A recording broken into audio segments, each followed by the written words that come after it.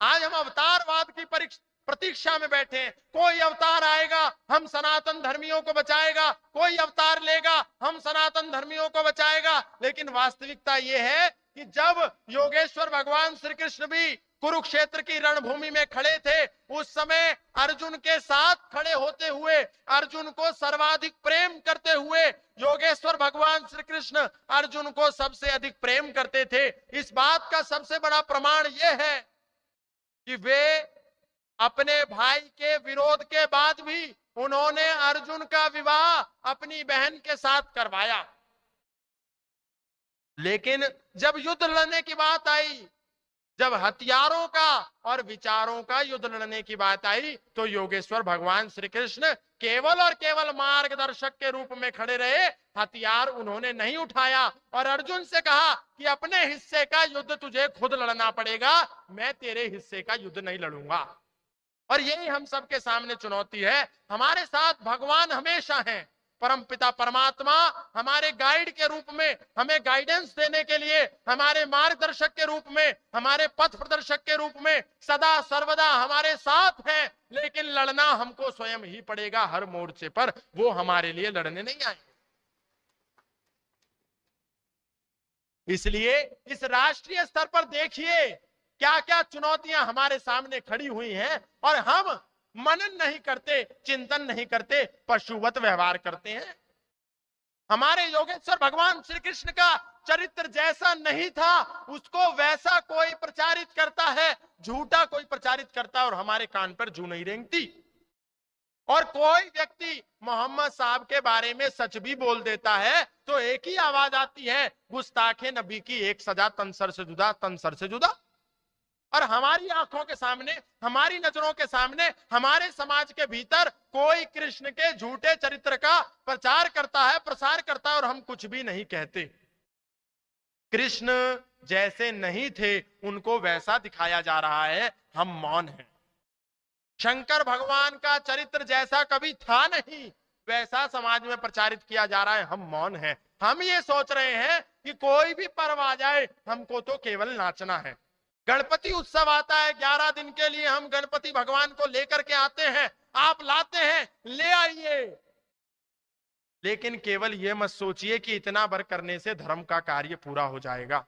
धर्म का मतलब केवल घंटी बजाने से नहीं होता। धर्म का मतलब होता है कि यदि आप कृष्ण भगवान को पूजते हैं तो इसका मतलब यह नहीं है कि कृष्ण भगवान को मंदिरों में बिठा करके, अपने घर में लड्डू गोपाल को ला करके आप सुबह ब्रह्म मुहूर्त में उनकी मंगला आरती कर देंगे, उनको जगा देंगे, उनको उठा देंगे, उनको नहला देंगे, उनको भोग लगा देंगे, फिर वापस से पर्दा करके उनको सुला देंगे तो हमारा धर्म इतिश्री हो गया, समाप्त हो गया। ये नहीं केवल धर्म है।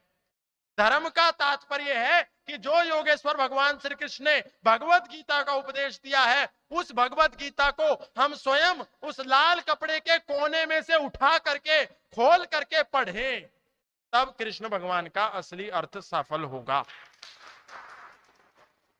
एक विद्यार्थी जो अपनी कक्षा में पढ़ता है, सारे विद्यार्थी आकर के बैठ जाते हैं, उसका अध्यापक आए और जैसे ही अध्यापक आए सारे विद्यार्थी उठ जाएं, फूल लेकर के उस पर बरसाएं, उसका महिमा मंडन करें, उसके लिए ग्रीटिंग कार्ड बनाएं, उसको प्रशंसा करें, उसके पैरों में गिर जाएं, उसके पैरों में लेट जाएं और जैसे ही वो अध्यापक बैठे अपनी कुर्सी पर आकर के और पुस्तक खोल करके ब्लैक बोर्ड पर पढ़ाने लगे, सारे विद्यार्थी सो जाएं, तो क्या वो अच्छे विद्यार्थी होंगे?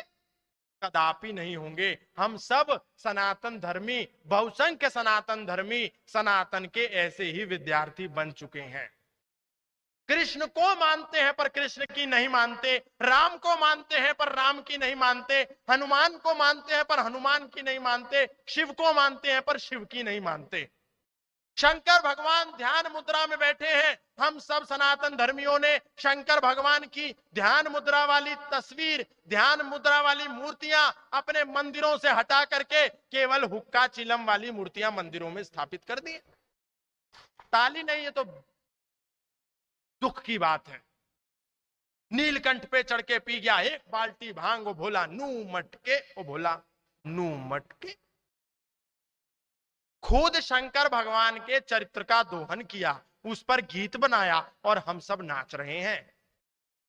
शंकर भगवान ने कभी भांग नहीं पी, कभी दुर्व्यसन नहीं किया, कभी नशा नहीं किया, और उनके भक्त जो उनको नशा परोस रहे हैं, नशे का प्रसाद भोग लगा रहे हैं, वो इसलिए नहीं लगा रहे हम लोग कि उनको पसंद है, हम इसलिए लगा रहे हैं क्योंकि हमको पसंद है।